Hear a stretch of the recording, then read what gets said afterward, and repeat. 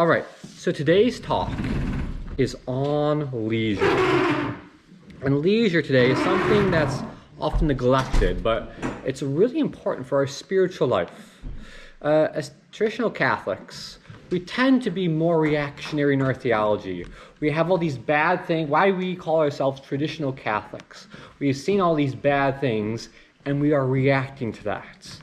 And there needs to be a reaction, but we need to make sure that as traditional Catholics, that even though we are reacting to problems, we're still embracing the most essential and important aspects of the faith.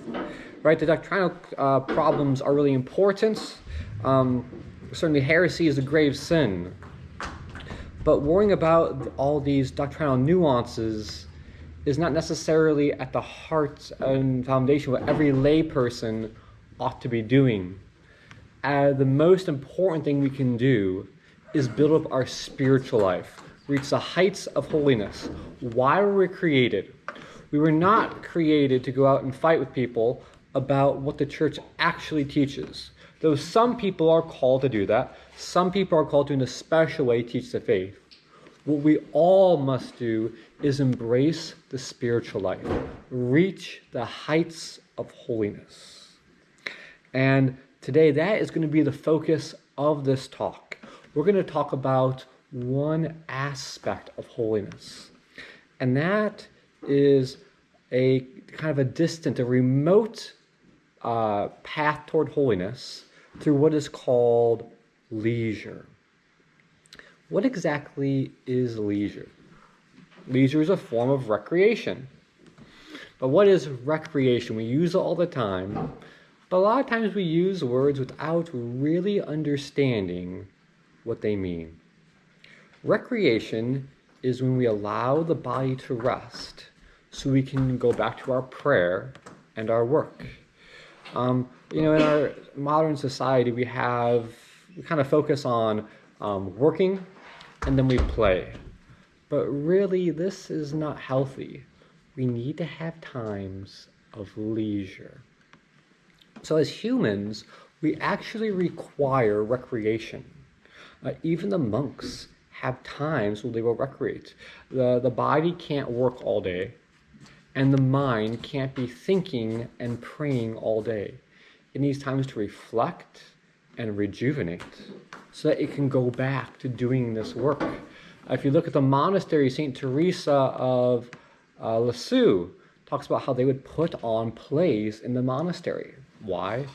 This was their form of recreation. This is how they would let the mind rest so they could go back to their prayers. She was a Carmelite nun, but they still had recreation. Even the monks, I've seen them go hiking and hike up the hill and go skiing down. This is good and appropriate recreation. Man is body and soul, and we need to be taking care of both of those. Now, what's often replaced with leisure? It's entertainment. Now, a lot of people think entertainment and leisure are the same thing, but this is not accurate. First, let's start off with the definition. What exactly is leisure? Leisure is a recreation, so it's a form of rest.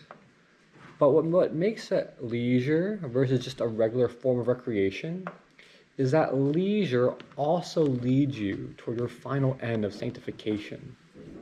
Leisure is rest in which one takes delight in intellectual delights. Entertainment is where one takes delights in pleasurable delights. So let's look at this another way. Let's say we have something that's recreating, right? And saying, how good is this form of recreation? We measure the goodness of recreation by your ability to be rested afterwards and perform the acts you were resting for. Entertainment, when we measure how good is this entertainment at being entertainment, it's purely by how much pleasure it gives the people who engage in this entertainment. What is leisure? Leisure is its own thing. How do we measure the goodness of leisure? The goodness of leisure is measured by both its ability to rest and rejuvenate the person, but also the way that through those actions, it leads you toward virtue and it leads you toward sanctification. So before we go into this, let's go back to exactly what sanctification means. We become holy through sanctifying grace, right? We get the moment we're baptized, we have grace in our soul. And as we get more grace, we do more good things, the amount of grace increases, and we become more and more holy. But there's actually a little bit more to a holy life than this. Yes, this is what essentially allows us to grow in holiness. But we're not just plants, just put out our leaves and we just absorb grace, right? We don't work like that. There is a mechanic by which we receive grace. We have a whole psychological element. We have to do acts with love. We have to live in a real world with people. There's temptations and difficulties. If we're going to be living a life where we're receiving grace, then we also have to cultivate virtues. Now, one of the more important virtues are virtues that where we take intellectual delight instead of pleasurable delight. Let's give an example. A monk will have to do recreation for a healthy life. All people have to. A monk will engage in recreation, but a monk will probably never engage in entertainment. A monk will probably never be playing video games or, watching some TV show. You might watch something like, The Passion of the Christ, something that's uplifting and a form of leisure, but you're probably not going to find a monk watching a comedy. Okay, so what does man seek? All men seek happiness, right? This is what we all desire. But what is really capable of giving us this happiness? Look at the Muslims, it's really pleasure. What is the Muslim heaven? It's just sensible things, it's food and the marital act. But we want to be careful. It's true, there is a certain sense of delight, a sense of happiness that does come from pleasure, right? But it ends very quickly. Are pleasures bad? No. Pleasures are a good thing. The passions are a good thing too. They are what give us our pleasure. They're actually ordered for a particular purpose. We have pleasures for the sake of navigating our earthly life. This is why animals also have pleasure, because the pleasure helps move them attain their worldly ends. What does this mean? Well, think about the things you have pleasure for. For food, right? Food gives us pleasure, and this is good because it causes us to go in and get food to nourish our bodies. When we start to eat too much food, it actually harms us, right? It gives us pain and suffering if we overeat. But the important thing is that if we're going to look at whether or not pleasures can fulfill us, the moment we're full, there's a certain point where the food doesn't really give us pleasure anymore. In the marital act, the moment the act is completed, it's fulfilled its task, the pleasure is done. If we're looking for something that gives us eternal happiness, it can't be pleasures, because pleasures stop once the chemicals in the brain stop giving pleasure. Actually, something unique about pleasure is that the only way you can attain more pleasure is to engage more intensely in the act. When you think about food, the more we engage in that food we delight, the more we need of it to get the same degree of pleasure we once experienced. This is why drug addicts keep getting more and more drugs, because you need more and more pleasure to sustain themselves. True happiness has to be something that gives you delight eternally. It does not need a new high to give the delight. So if worldly pleasures are incapable of this, then there must be some other delight that we seek. There is one other delight, and that is intellectual delight. Remember, the intellect has bodily elements, but the intellect properly speaking, is immaterial. It's the immaterial faculty that works through the body. And the intellect can give a type of delight not found in the body. The best example of this is joy. What exactly is joy? Joy is an immaterial delight. We can prove this by examining our life. Let's look at someone who has all the wealth and pleasures of the world, but he cheated his way there. He lived a despicable life. He may have all of this pleasure at hand, but deep down, he knows there's something wrong.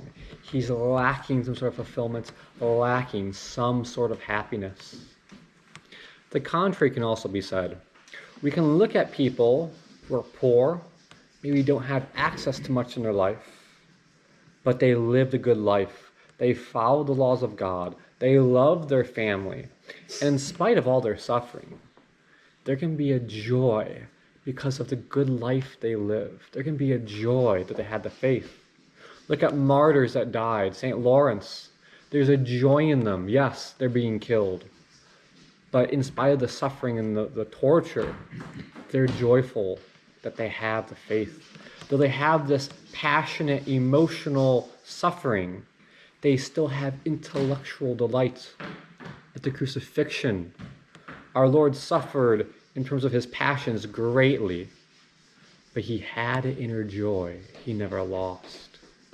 The Blessed Virgin Mary didn't have to go and watch our Lord, but she did. She watched him and she suffered along with him, not physically, but mentally, watching her own son be tortured. What kept her going? What still was a motive behind this was the joy she experienced, that intellectual delight, knowing the good she was doing by comforting her son through the horrible act he would be experiencing. So let's talk more about the relationship between the passions and the intellect. So this goes all the way back to Plato. Plato was a Greek philosopher. He wasn't Christian, he was a pagan. But he looked at man and realized there are certain things man needs to live good and just in his life. And he referred to the passions and the intellect as a charioteer with his horses. Yes, the horses help the man go, but the vicious person, or person without vice, his horses just go wherever they want. But the virtuous man is like a charioteer who is good at guiding the horses. Yes, the horses pull, but he guides the horses and he directs them. This power of the intellect over the passion, or control of the intellect over the passions, is what we are seeking. And this control of the intellect over the passions is what leisure helps us attain.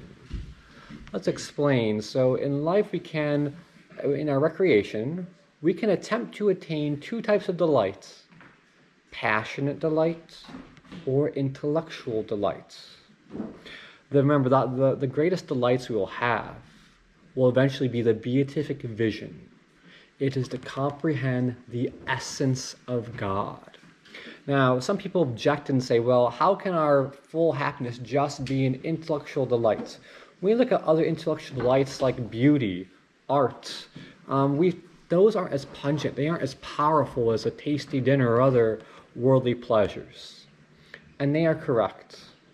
And the reason is because when we go to comprehend God right now, we're doing it in an imperfect manner.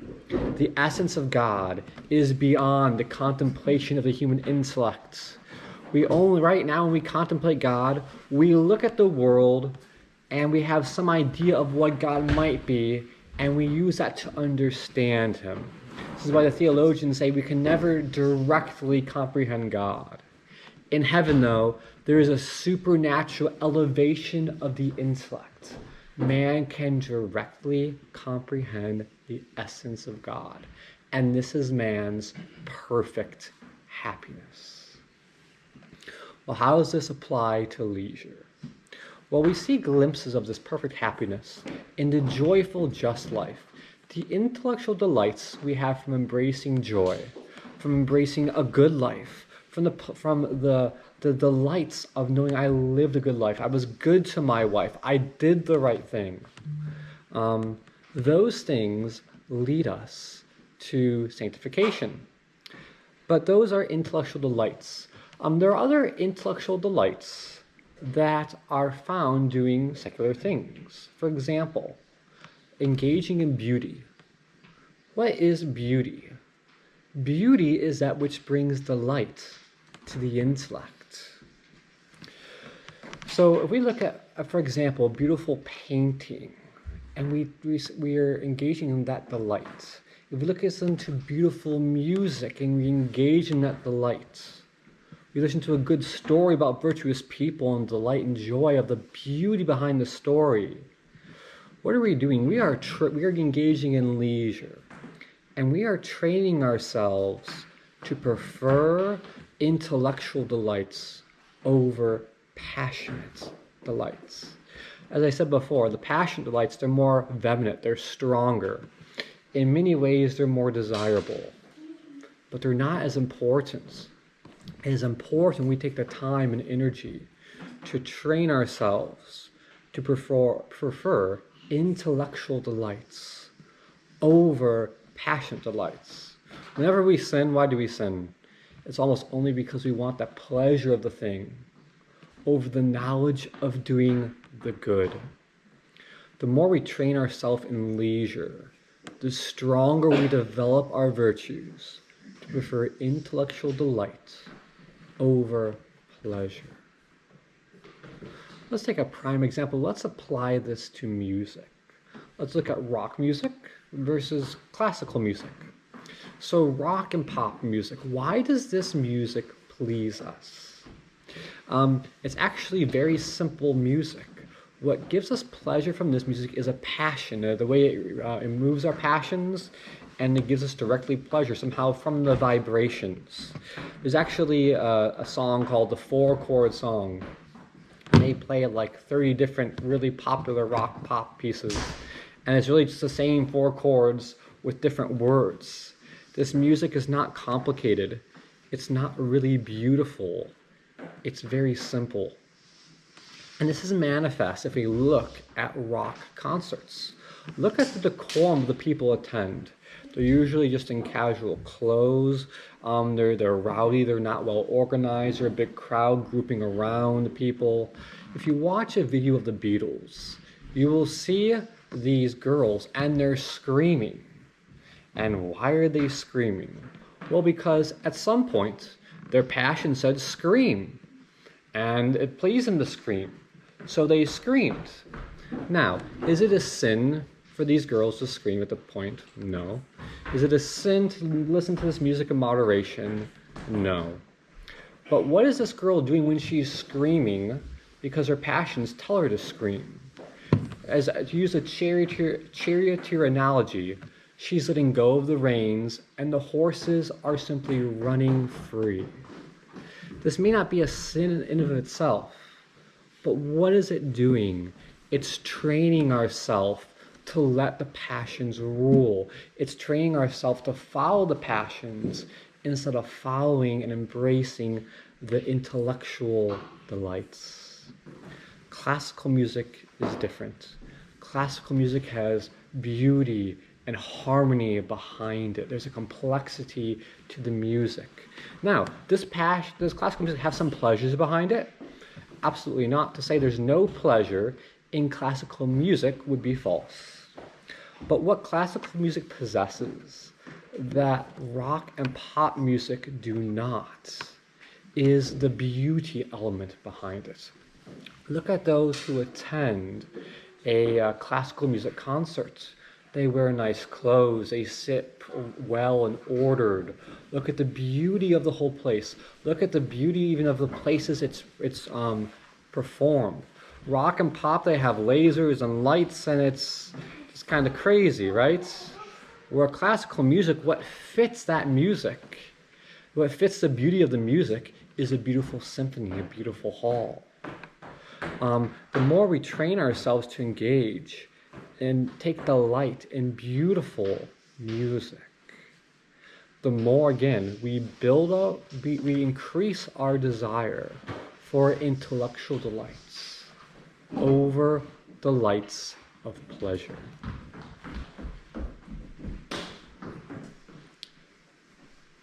All right. Some people look at this and think, well, I should never be playing video games or movies or rock music. I think the answer is really a middle ground. When we look at our health, right, we have dessert, we have ice cream. But if your diet mostly consists of ice cream and candy, you're not going to be healthy. We need to apply the same thing to our recreation. Once in a while, you want to listen to some entertainment, to some rock music. That's not a bad thing in of itself. It's not a sin. But make sure that our health, the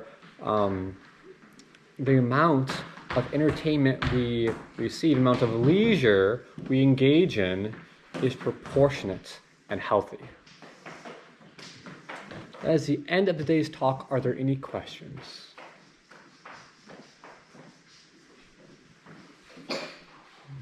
Or objections? Usually this is a controversial when people say, well, I like rock music or da-da-da-da, but... Well, like you said, rock music in moderation is like, okay, as long as it's not taking you away from God or anything. Sure, yeah. Oh yeah, well, very good. What about the message in rock music? Do you have to worry about that? Well, yeah, so I guess it depends on, of course, it depends on, so there's certainly some categories of rock music that you can't listen to at all. But there is some rock music where there's no bad messages in it. And like my wife loves One Direction, which I guess is pop music. I don't think there's anything bad in there. But even though it's not bad in itself, still you gotta have moderation there because that music doesn't lead you toward virtue. So yeah. All right.